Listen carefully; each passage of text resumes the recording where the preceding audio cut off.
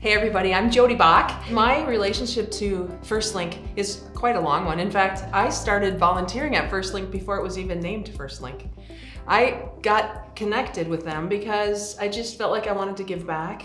And to be honest, it was a relationship with the executive director at the time that got me involved, Mark Burdon.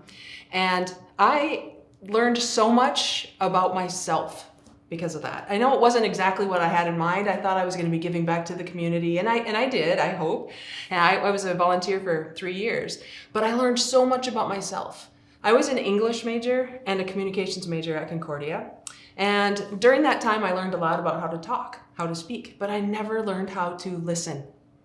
And the best training I ever got for myself was active listening training. Because if you consider being on a suicide or a crisis hotline, or even an informational hotline like FirstLink is, you have to listen because you don't have anything besides the listening skills that you learn. And so for me, that was so huge, and it was an added benefit I never even considered. Now let's take all of that selfishly that I learned about myself and now put that back to what that organization does for our community. It's just amazing to be part of that. And even so many years later, I'm not volunteering with them anymore. I'm just an advocate for them because of what they do in our community, how important it is for those services that they can provide, not just in crisis, but in resources. Man, if you could just take a look at that, well, at the time it was a binder. It was actually a 3-ring binder. And we had a chance to go through all of the resources that were available to this community then. And even now, I'm guessing it's many more resources that are available and maybe a lot easier to find. But take a look at FirstLink if you don't know it already. I'm guessing if you're here, you're familiar with FirstLink as an organization, but oh my goodness, I am so blessed to have been a part of that and now to be able to celebrate their 50th anniversary. So I look forward to introducing a really good friend of mine, Mr. Mark J. Lindquist. Mark, it's so good to see you, buddy. Crowd goes wild, and we forget what it's like to be in front of crowds, so we miss it. Just start cheering. It's so awesome for me to get to introduce you, my friend, to all my FirstLink friends, because Mark is a guy, when I first met him, he was somebody I wanted to get to know. I had heard about you, Mark, but I didn't know you, and I wanted to know who Mark Lindquist was. Mark Lindquist was. And I think I reached out to you and I said, I just need to know who you are, because I just do that. And we became, I know, right? And we just became really good friends because we share a heart for service, I think. We're all about passion. We're all about connecting people and resources and things. And Mark is just a guy that once he gets in your heart, you can't get him out. And I am just so grateful that you're going to have a chance to hear from him right now. So Mark, take it away. Thank you, my friend. I appreciate you. And FirstLink, thank you so much for bringing this to our community. You know, I'm reminded of the words Charles Dickens wrote 161 years ago. It was the best of times. It was the worst of times, right? And 161 years later, it seems like those words still have some truth, right? I think it all depends on what you choose to focus on. I think we all need to be reminded that, yes, if it is the best of times and it is the worst of times, then people like FirstLink and organizations like FirstLink are concentrating on what might be the best of what we have to offer. What do we have to offer in a community but resources, but people? This is an organization called FirstLink that has those resources, and I will do everything I can to shout FirstLink's name from the rooftops. MyFirstLink.org, you got to go there. You got to tell your friends to get the resources there. You got to tell your friends if they need someone to reach out to, dial 211.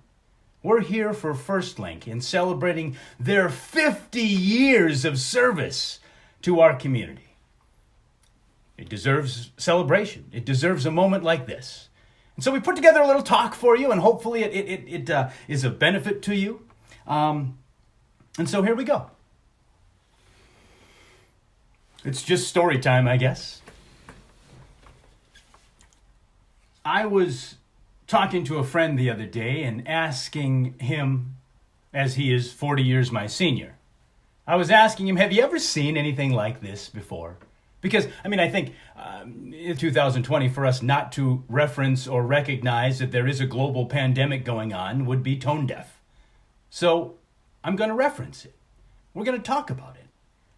And the thing that I've been able to most liken to this experience, or maybe try to get my footing or try to figure out what's going on in the world, is, of course, I've hearkened back to the days of 9/11. Because I'm 38 years old and I don't remember the pandemic of, 1916 or 18 or whatever it was. I remember 9/11. 9/11 was the John F. Kennedy assassination moment of my generation.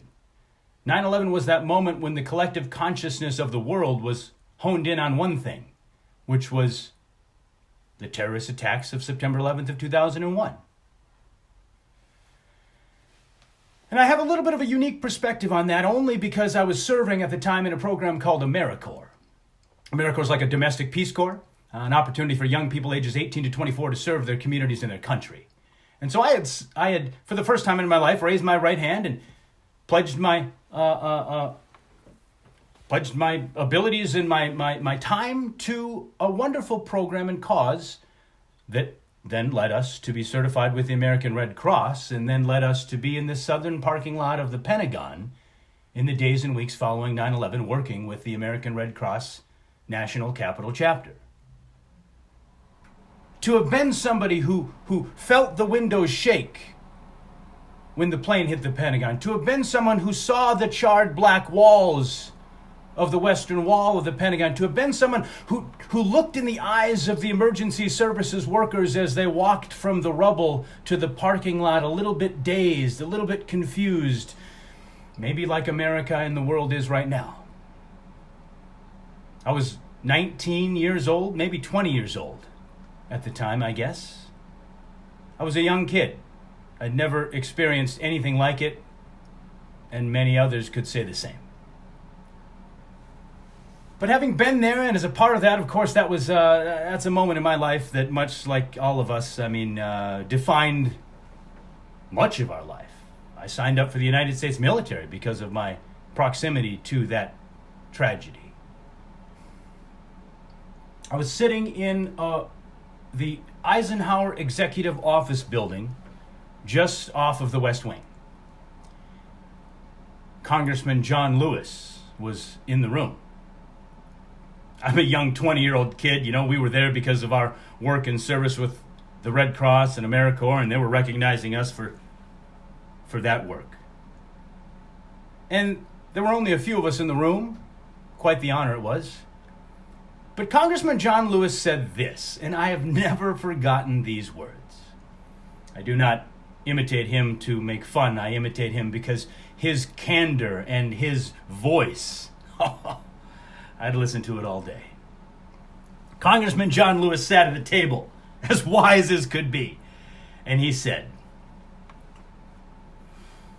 "For 2 weeks in September, 19 men stopped the world from turning. 19 men dedicated to a cause some would consider as evil. 19 men stopped the world from turning for 2 weeks in September." What if the people in this room, Congressman Lewis said, what if the people in this room could have the same dedication to good that they had to evil? And I have never forgotten those words. What if we dedicated ourselves to good in the same way that others might dedicate themselves to something not so good? I believe that we can. I believe that Americans are the type of people that have that spirit. Because let me tell you, when I was in the southern parking lot of the Pentagon in the days and weeks following 9/11, I looked into the eyes of firefighters who had driven their fire truck from Milwaukee and were now serving sandwiches and Gatorade to emergency workers and psychologists that were inside the wreckage. I talked to a firefighter from Santa Fe, New Mexico, who had flown there, taken his PTO, and he was volunteering at the Pentagon. I have looked into the eyes and seen the people who are demonstrating what Congressman Lewis said, dedicated to good to the same degree that others are dedicated to something less good. So I think that this is a call to all Americans, all community members, all residents of North Dakota, Minnesota, all 50 states, citizens of the world. I think it's a call for us all to dedicate ourselves to the greater good. What you can do is dedicate yourself to the mission of an organization like FirstLink. Because in a time where we don't know who to trust, in a time where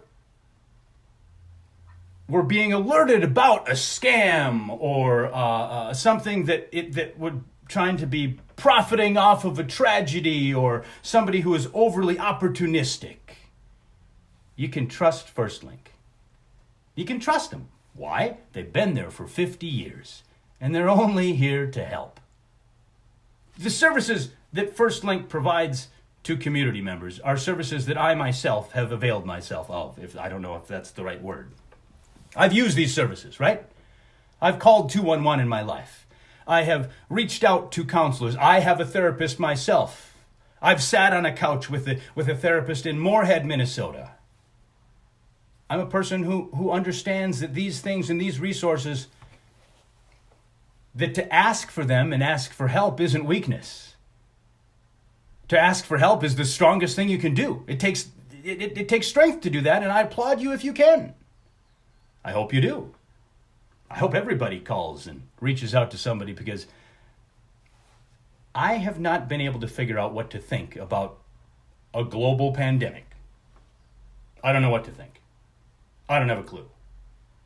So sometimes it's good to just talk it out. Sometimes it's good to just to express those feelings to another person who might not be judgmental. That person is on the other end of the line when you call 211. When you go to myfirstlink.org. These are the resources our community needs, because I believe that the spirit of America is strong, just like it was when those firefighters drove across the country to volunteer their time to do the right thing. That's the spirit of America that I believe in. That's the spirit of America that I think is alive and well. I think the spirit of America that I want to see in the future is this. You see, as a military veteran myself, I served honorably in the Air Force for 6 years. I got to serve out at Hickam Air Force Base in Honolulu, Hawaii, because somebody's got to get stationed in Honolulu, and I said, fine, I'll do it, fine. But I was stationed there in Hickam in Honolulu, and I learned in our United States military that when you enter into a military unit, call it a squadron, call it a unit, a brigade, whatever you want. When you enter into a military unit, you're taught pretty much everything you need, the unit's going to take care of, right? A self-sufficient, self-sustaining military presence. That's what we're taught. If you need something, the unit will take care of you. The resources exist. We just need to connect our people to those resources and make sure they know. Like I knew in the military, if I had a problem, I could always go to my first sergeant. The wonderful role of a first sergeant in a military unit is the first sergeant sits in the desk next to the commander, next to the colonel, next to the general, next to the lieutenant colonel. The high-ranking individual who represents and runs the squadron or the unit. The first sergeant is an enlisted individual, like I was. And that person is known through the unit. You can always go to the first sergeant, kind of like a human resources type role. You can always go to the first sergeant with any problem that you might have, without fear of reprisal, I think is the word. Without fear of, actually, I don't even know if that's the right word. I use words for a living. Gonna look that one up later. Without fear of get in trouble, right? And so that's the role that I wanted to be like. I wanted to be the person that you could go to if you had a problem. I wanted to be the person you'd go to if you needed resources, if you needed an advocate. And I look at FirstLink as my first sergeant. If I need something, I'm going to go there, right? They exist and they're there 24/7 because I know that I could call Chief Garth Meade 24/7. And let me tell you, Chief Garth Meade lives in Colorado Springs and I hit him up pretty often because I'm a civilian now and sometimes I still need my first shirt. Well, you got a first shirt too. That's what we call it in the military. First shirt, it's really first sergeant. You got a first shirt too. You can reach them at 211. They've been there for 50 years. My point, my friends, is that if we're going to fully support the people that are in our community who need our help, then we need to be talking about the resources that exist. If nobody told me that the first shirt was there for me, how would I know to go? If none of my military members who had been on Hickam Air Force Base for a number of years and knew the lay of the land and knew how to get to the office and knew who to go to, if they wouldn't have told me about those resources, how would I ever known that I could take advantage of them? That's what we need to start doing. If you're sitting at home and you're wondering what you can do to help, you can spread the word about FirstLink. We've come here today to celebrate an organization called FirstLink who serves a community that I have a heart for, veterans, but also serves a broader community, people. Today I'm here representing veterans across America and the globe, as I do often as the national anthem singer for events such as Veterans Day for the NFL. As I've grown into that role of being a representative for veterans and for America, I've decided to do whatever I can to give issues a voice that may not have one. Because I'm a motivational speaker. I literally get to hold a microphone. And so I'm going to use that microphone to bring to light some of these stories and success stories of wonderful organizations like FirstLink. And if you would do me this honor, I would like to read a letter from a mother of a veteran. And I'd like to give these words a voice.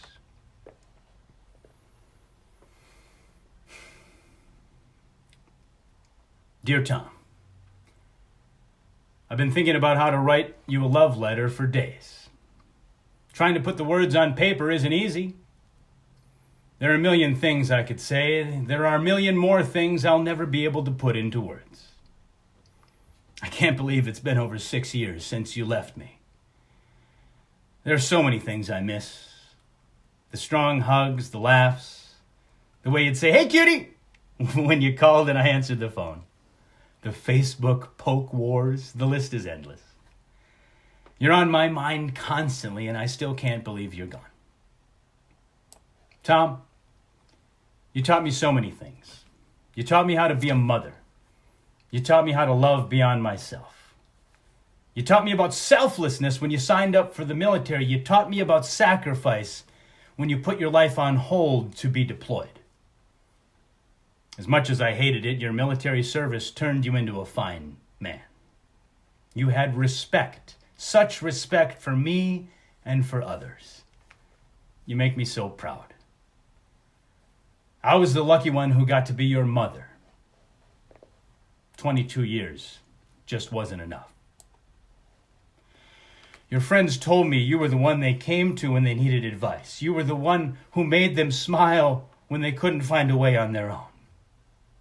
You hurt so deeply, but yet you always put others first. I could go on for days about the man that you were. When you first left, I felt like I had to defend you because of the stigma and judgment from others. I was told that you were rotting in hell because you were selfish. I was told that I must not have loved you enough. I know that depression and suicidal thoughts are an illness that needs to be recognized. I know that I couldn't have loved you any more than I do. Now I know in my heart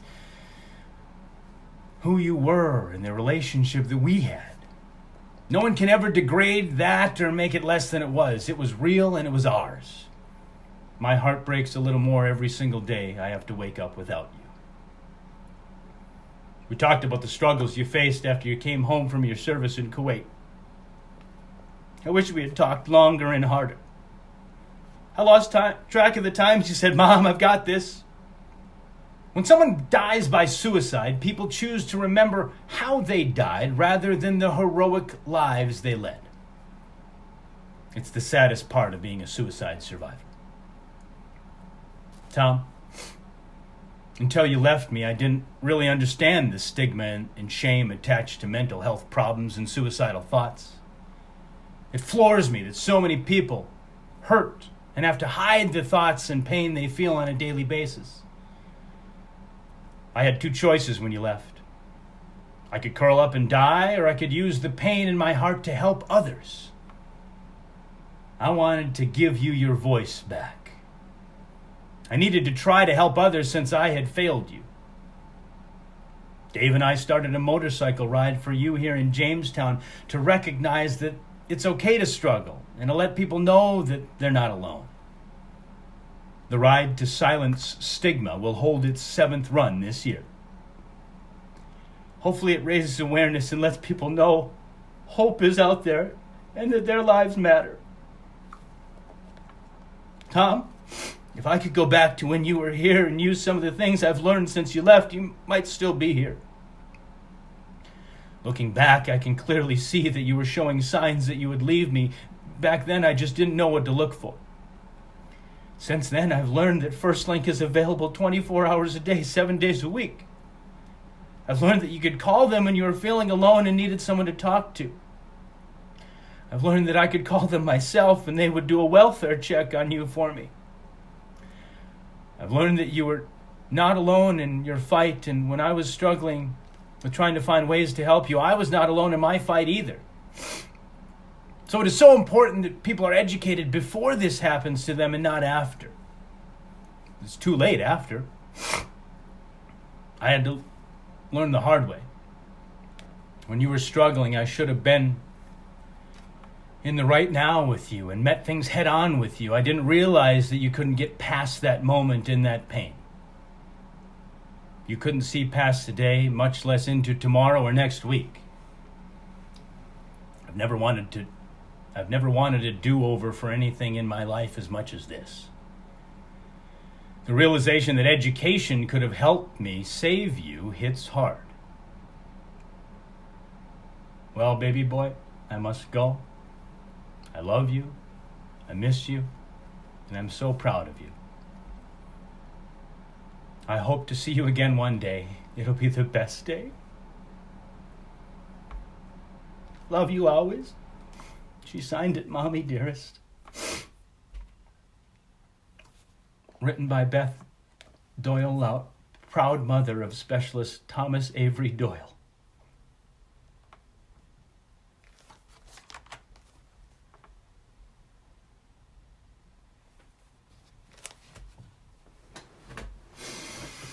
My friends,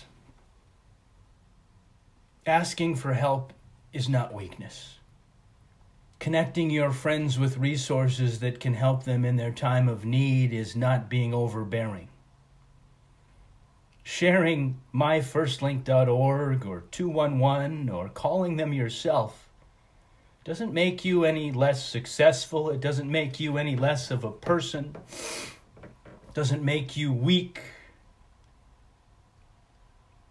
I stand on stage in front of 500,000 people a year. I get to be on TV. I get to lead our nation in our national anthem in front of 70,000 people. I've been on TV and in movies, and my life is crazy. It's awesome. And I have a therapist too.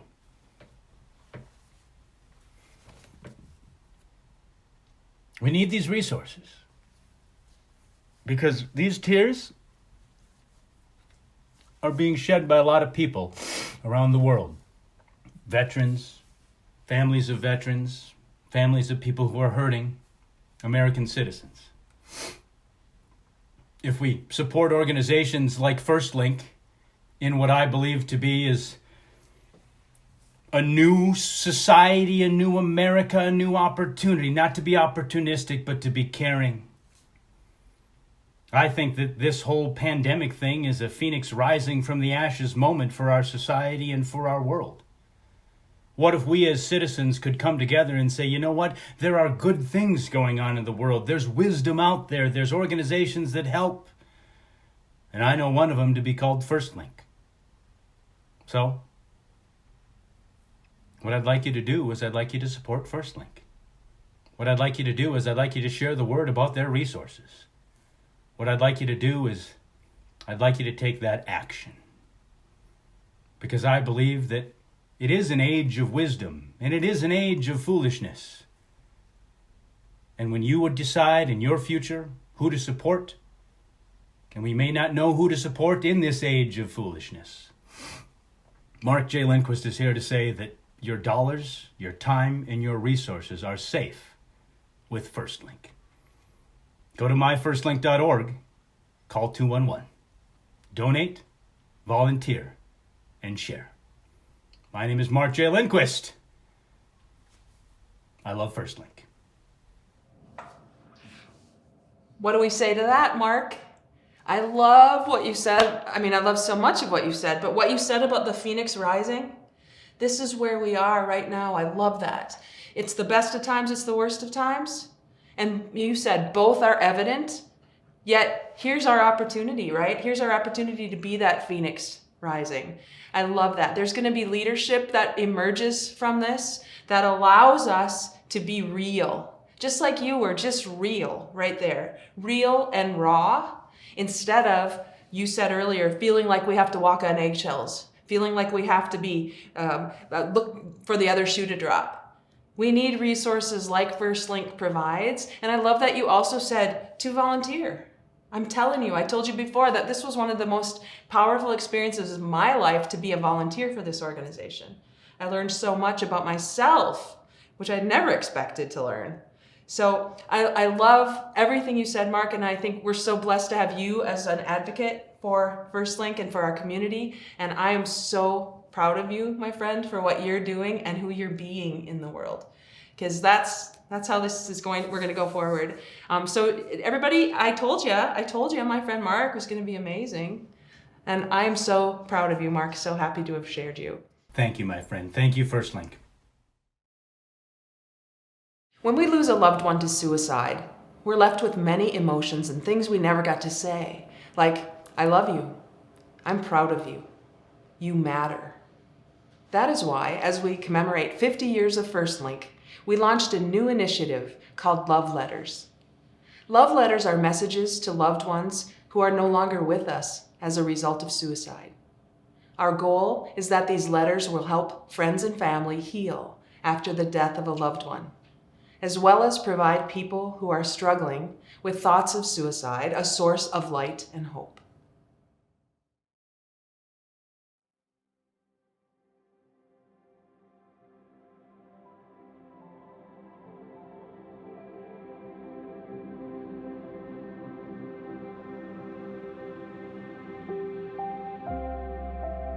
So I've thought about what I want to say to you ever since I heard you ended your life. It was almost summertime. I can still remember where I was, what I was wearing, and what I was doing when I got the call. In the many, many Fridays that have passed since then, I have been going over in my mind what I would say to you if you were here. Why didn't you call me or come to our office to talk?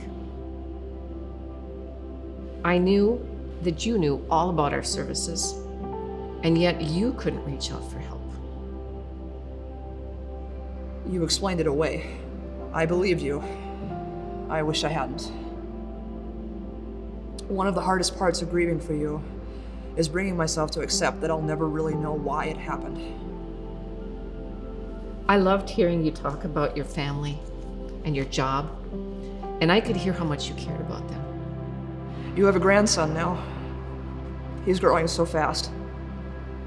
He has your ears, and he has your ability to charm everyone in the room. I wish you could see how FirstLink has grown. I know we wouldn't be where we are today if it hadn't been for your support and encouragement. But I only wish you'd given us the chance to support and encourage you to live. Until we meet again, and with all my love, Kate.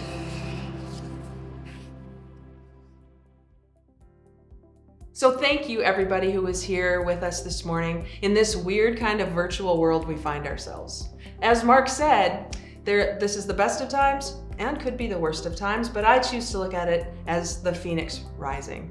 This is our opportunity to come together and to support this organization that we all love so much. So Mark, thank you so much for your amazing message. And thank you everybody else for being here today.